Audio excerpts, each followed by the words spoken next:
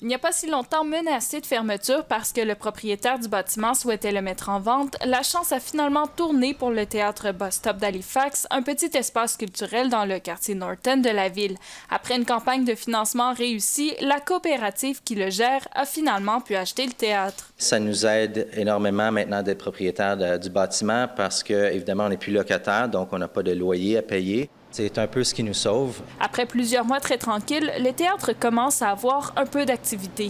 En plus de louer l'espace pour des tournages et des prestations en ligne, une formule de spectacle hybride pourrait aussi bientôt être développée. Il peut y avoir quelques spectateurs live dans la salle, mais en même temps faire la diffusion en ligne pour atteindre des plus grands auditoires. Au Théâtre Neptune d'Halifax, c'est comme si le temps s'était arrêté. Les décors de la pièce Calendar Girls, qui était présentée en mars dernier, sont toujours sur la scène. Mais les spectateurs et les artistes, eux, ne sont pas présents. It is very spooky. Being in an empty theater because Ça donne un peu la chair de poule d'être dans un théâtre vide, explique le directeur artistique Jeremy Webb. Au Théâtre Neptune, le retour des présentations n'est prévu pour l'instant que pour l'été 2021.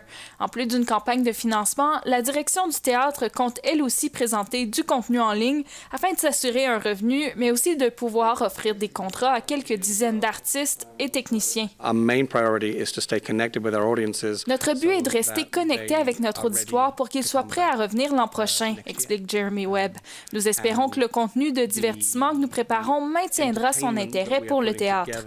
Pour l'instant, les théâtres arrivent à se sortir la tête hors de l'eau. Toutefois, ils affirment qu'ils devront continuer à pouvoir compter sur l'aide gouvernementale si la situation persiste. Nous, on est juste un morceau là-dedans, même si nous, on peut continuer à opérer. S'il n'y a pas d'artistes présents pour utiliser le théâtre, si le secteur culturel s'effondre, ben nous, on tombe avec. Même si les espaces culturels reprennent tranquillement vie, cela devrait encore prendre un bon moment avant de retrouver une programmation complète dans les salles de théâtre.